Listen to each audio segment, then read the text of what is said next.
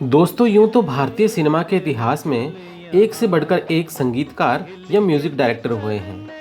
लेकिन आज हम जिस संगीतकार की बात कर रहे हैं, उन्होंने लगभग 3 दशक तक भारतीय सिनेमा को सैकड़ों ऐसे अमर गीत दिए हैं जो भारतीयता से परिपूर्ण हैं, जो इतने मधुर और कर्णप्रिय हैं कि इन्हें आज भी हर उम्र के श्रोता कई कई बार सुनते हैं। इनके जादुई संगीत में मिट्टी की वो महक है जो हर भारतीय को एक डिवाइन एक्सपीरियंस, एक सुकून भरे एहसास से भर देती है, जिसे शायद शब्दों में बयां कर पाना मुश्किल है। इनका योगदान न सिर्फ कालजयी फिल्म संगीत तैयार करने में रहा है, बल्कि भारतीय सिनेमा को किशोर कुमार और आर डी बर्मन जैसे महान गायक और संगीतकार देने में भी इनकी अहम भूमिका रही है।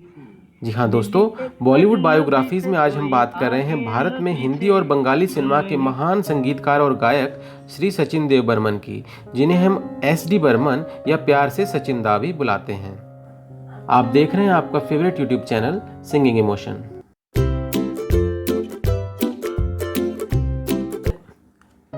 दोस्तों, एस डी बर्मन का जन्म 1 अक्टूबर 1906 को टिपेरा पैलेस, कोमिला, बंगाल प्रेसिडेंसी में हुआ था, जो कि अब बांग्लादेश में है। वो मणिपुर की शाही राजकुमारी निर्मला देवी और त्रिपुरा के महाराजा चंद्रमाणिक्य के बेटे नवद्वीप चंद्र देव बर्मन के पुत्र थे।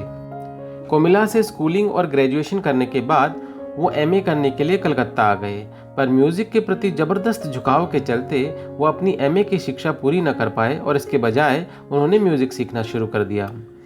उन्होंने अपनी औपचारिक संगीत शिक्षा 1925 से 1930 तक संगीतकार केसी डे से म्यूजिक क्लासेस लेकर शुरू की। इसके बाद 1932 में उन्होंने भीष्मदेव चट्टोपाध्याय से भी म्यूजिक की ट्रेनिंग ली।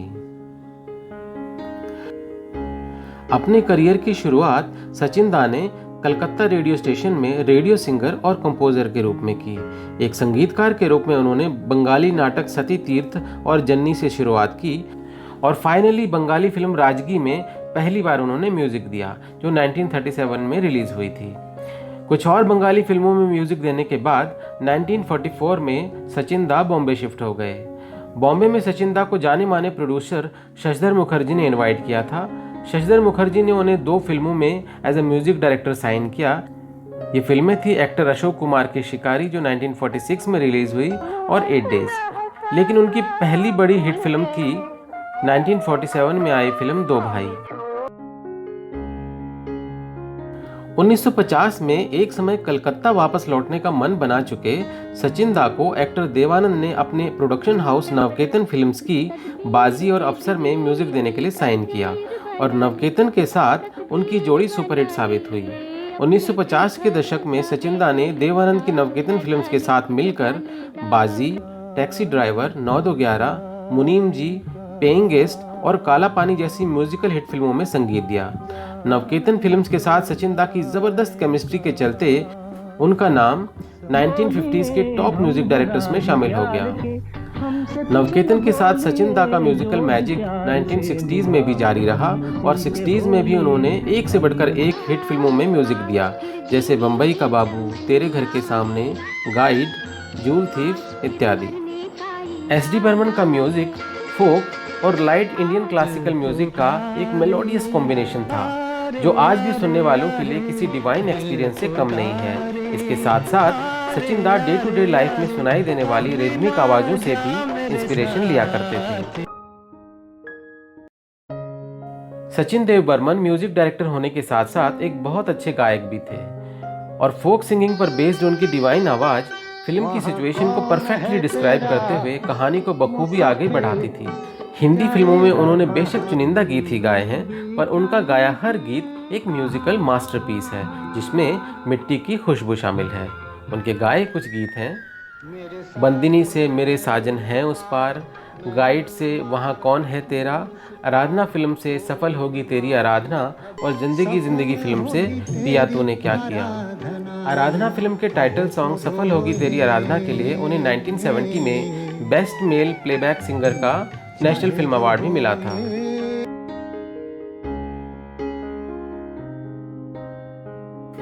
दोस्तों, 1969 में आई आराधना फिल्म को बॉलीवुड के इतिहास की एक ऐतिहासिक फिल्म माना जाता है।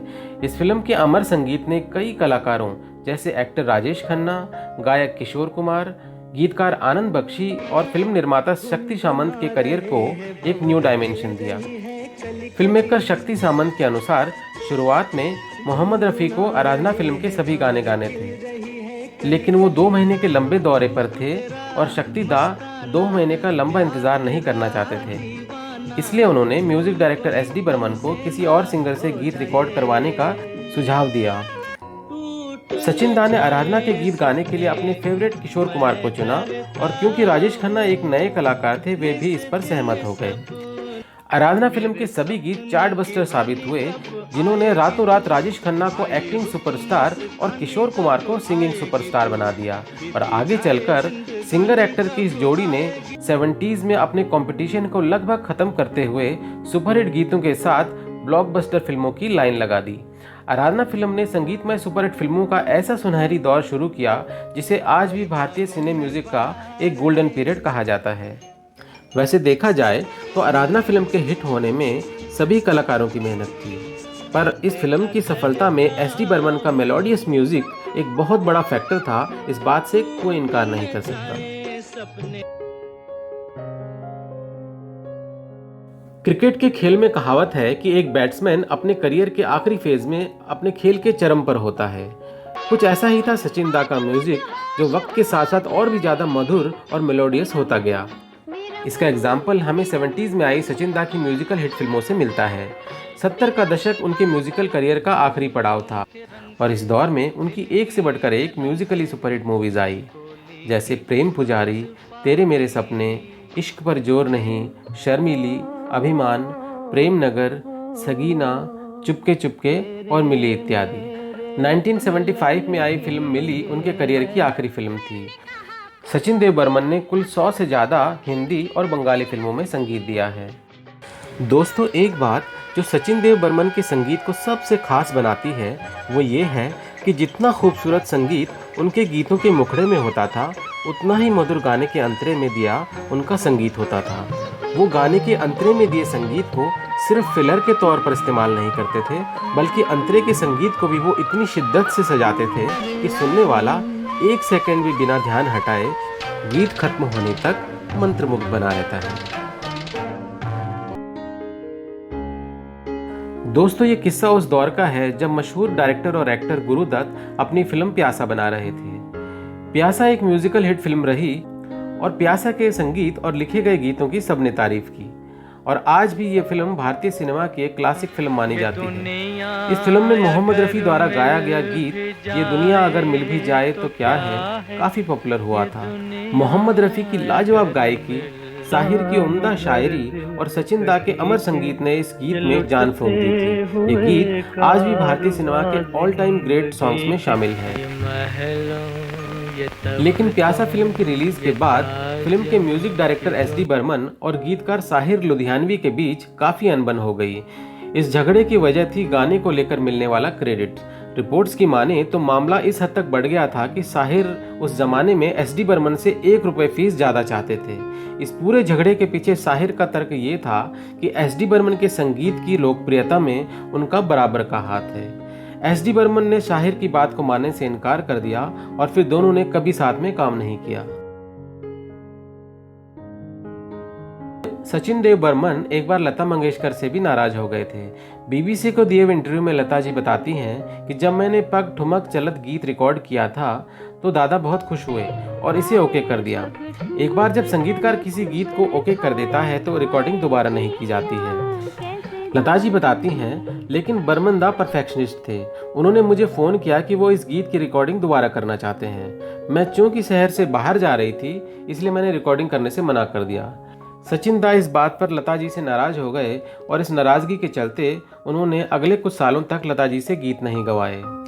आर डी बर्मन की बायोग्राफी लिखने वाले खगेश बर्मन बताते हैं कि 1962 में जब आर डी बर्मन अपनी पहली फिल्म छोटे नवाब में संगीत दे रहे थे तो उन्होंने अपने पिता सचिन देव बर्मन और लता मंगेशकर में पैचअप कराया था। उन्होंने अपने पिता से कहा कि एक म्यूजिक डायरेक्टर के तौर पर मैं अपनी पहली फिल्म में पहला गीत लता दीदी से गवाना चाहता हूँ। इसके बाद लता जी ने न सिर्फ छोटे नवाब के लिए गाया, बल्कि सचिन देव बर्मन की फिल्म बंदिनी में भी उन्होंने अपनी आवाज़ दी। इस फिल्म का गीत मोरा गोरा अंग लैले आज भी एक क्लासिक सॉन्ग माना जाता है।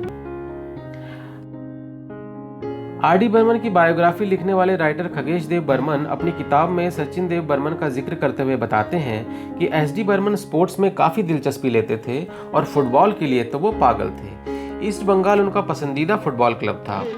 1975 में रिलीज हुई फिल्म मिली की रिकॉर्डिंग के दौरान एस डी बर्मन को स्ट्रोक हो गया, जिसके चलते वो कोमा में चले गए और आखिरी सांस लेने तक 6 महीने तक लगातार कोमा में रहे। इसी दौरान जब उनके क्लब ईस्ट बंगाल ने IF शील्ड फाइनल में मोहन बगान को 5-0 से हरा दिया तो राहुल ने उनके कान में चिल्लाकर उन्हें ये खबर दी। ये सुनकर ईस्ट बंगाल के सबसे बड़े फैन ने अपनी आंखें खोल दी, पर इसके बाद इस ग्रेटेस्ट म्यूजिक लेजेंड ने अपनी आंखें कभी नहीं खोली और 31 अक्टूबर 1975 को इस दुनिया को हमेशा के लिए अलविदा कह दिया। एस डी बर्मन ने 10 फरवरी 1938 को बंगाली फिल्म गीतकार और संगीतकार मीरा दास गुप्ता से शादी की थी। उनका एक ही बेटा था, famous music director R D Burman, जिन्हें हम प्यार से पंचमदा भी बुलाते हैं। दोस्तों, महान म्यूजिक डायरेक्टर सचिन देव बर्मन का मशहूर गायक किशोर कुमार के साथ एक स्पेशल बॉन्ड था। वे किशोर दा को अपना दूसरा बेटा मानते थे। एस डी बर्मन एकमात्र संगीतकार थे जिन्होंने किशोर और रफ़ी दोनों को लगभग बराबर संख्या में गानों में इस्तेमाल किया। किशोर कुमार ने भी कई मौक़ों पर यह कबूल किया है कि ये सचिन दा ही थे जिन्होंने उनके सिंगिंग करियर को आगे बढ़ाने में महत्वपूर्ण भूमिका निभाई। 1950 और 60 के दशक में जबकि किशोर कुमार एक सिंगर के तौर पर बहुत ज़्यादा पॉपुलर नहीं थे, तब भी एस डी बर्मन उनसे देवानंद की फिल्मों के गीत गवाया करते थे। किशोर कुमार बताते हैं कि सचिन दा मुझसे ज़्यादा मेरी आवाज़ का ख्याल रखते थे और कभी कभी तो वो आधी रात को सिर्फ ये चेक करने के लिए फ़ोन करते थे कि अगले दिन की रिकॉर्डिंग के लिए मेरा गला ठीक है कि नहीं। कभी वो देर रात को मुझे फ़ोन करते और अपनी नई बनाई धुन पर गाना शुरू कर देते थे और मुझसे भी साथ में गाने को कहते थे। सचिन दा की आखिरी फिल्म मिल्ली के गाने बड़ी सोनी सोनी है कि रिहर्सल के बाद सचिन दा को स्ट्रोक हो गया और वो कोमा में चले गए। तब किशोर कुमार हॉस्पिटल गए और उनसे कहा, दादा आप चिंता मत करना, आपकी रिकॉर्डिंग 3 दिन बाद है, आप बस देखिएगा कि ये गाना कितना अच्छा होता है। यह गाना किशोर कुमार के सर्वश्रेष्ठ गानों में से एक माना जाता है। सचिन देव बर्मन और किशोर कुमार की पहली मुलाकात किशोर दा के बड़े भाई अशोक कुमार के घर पर हुई थी, जो कि उस जमाने में एक स्टार एक्टर हुआ करते थे। ये 1940s का वो वक्त था जब Kishore Kumar professional playback singer नहीं बने थे। जब सचिन देव बर्मन को किशोर दा के बड़े भाई अशोक कुमार से पता चला कि किशोर कुमार भी शौकिया तौर पर गाना गाते हैं, तो उन्होंने किशोर दा को कुछ गाकर सुनाने के लिए कहा। किशोर दा उस जमाने में KL सहगल के बहुत बड़े फैन थे, तो उन्होंने सहगल की आवाज़ की नकल करते हुए कुछ गीत गाए। फिर उन्होंने सचिन देव बर्मन की ही आवाज़ की नकल करते हुए भी उनके सामने उन्हीं के गीत गाए। सचिन दा को किशोर कुमार की आवाज़ तो बहुत पसंद आई, पर वो बोले, किशोर तुम अपनी आवाज़ में गाया करो। तो किशोर कुमार कंफ्यूज होकर बोले, सचिन दा मैंने अपनी ही आवाज़ में तो गाया है। तो सचिन दा बोले, किसी की आवाज़ की नकल मत करो, अपनी खुद की आवाज़ तलाश करो और उसमें गाओ। और दुनिया गवाह है कि जब किशोर दा ने अपनी आवाज़ की तलाश की तो वो हिंदुस्तान की ही नहीं, दुनिया की बेहतरीन आवाज़ साबित हुई। कई लोगों को शायद ये सुनकर आश्चर्य होगा, लेकिन ये बात 100% सच है कि अगर महान संगीतकार सचिन देव बर्मन न होते तो शायद भारत में क्रिकेट के भगवान कहे जाने वाले महान क्रिकेटर सचिन तेंदुलकर का नाम कुछ और होता। दरअसल सचिन तेंदुलकर के पिता रमेश तेंदुलकर भारतीय सिनेमा के महान म्यूजिक डायरेक्टर सचिन देव बर्मन के बहुत बड़े फैन थे। सचिन देव बर्मन ने 1950 और 70 के बीच कई ब्लॉकबस्टर मूवीज में बेहतरीन संगीत दिया है। इन फिल्मों में गाइड, आराधना, अभिमान, प्रेम पुजारी, जूल थीफ जैसी म्यूजिकल हिट मूवीज शामिल हैं। Great music director Sachin Dev Burman से प्रभावित होकर रमेश तेंदुलकर ने अपने सबसे छोटे बेटे का नाम सचिन रखा, जिसे आज दुनिया मास्टर ब्लास्टर सचिन तेंदुलकर के नाम से जानती है। सचिन देव बर्मन को 2 नेशनल फिल्म अवार्ड मिले हैं। First national film award for best male playback singer उन्हें फिल्म आराधना के लिए मिला। 1974 में उन्हें अपना दूसरा national film award for best music direction film जिंदगी जिंदगी के लिए मिला।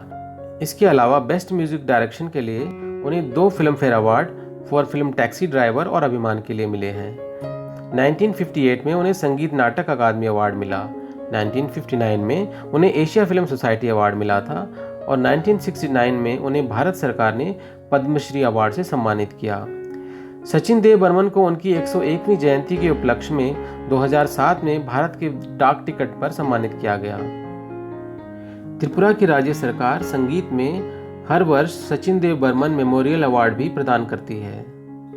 Sachin Dev Burman memorial government music college उनकी याद में अगरतला त्रिपुरा में बनाया गया था, जो त्रिपुरा यूनिवर्सिटी से एफिलिएटेड है और यूजीसी द्वारा मान्यता प्राप्त है। दोस्तों, कहा जाता है कि कलाकार मरते नहीं बल्कि अपनी कला के द्वारा हमेशा जीवित रहते हैं। कुछ ऐसे ही महान कलाकारों में शामिल थे सचिन देव बर्मन, जिनका मधुर संगीत और कालजयी गीत आज भी हर उम्र के लिसनर्स तल्लीन होकर सुनते हैं और उनका संगीत सुकून की तलाश कर रहे लोगों के लिए किसी म्यूजिकल थेरेपी से कम नहीं है। आज के वीडियो में इतना ही। अगर आपको हमारा ये वीडियो पसंद आया हो तो इसे लाइक और शेयर जरूर कीजिएगा और सचिन दा का कौन सा गीत आपका फेवरेट है हमें कमेंट करके ज़रूर बताइएगा। और ऐसे और वीडियोस के लिए हमारे चैनल सिंगिंग इमोशन को सब्सक्राइब कर लीजिए। जल्दी ही मिलते हैं एक और नए वीडियो के साथ। तब तक अपना बहुत बहुत ख्याल रखिएगा। Thank you for watching.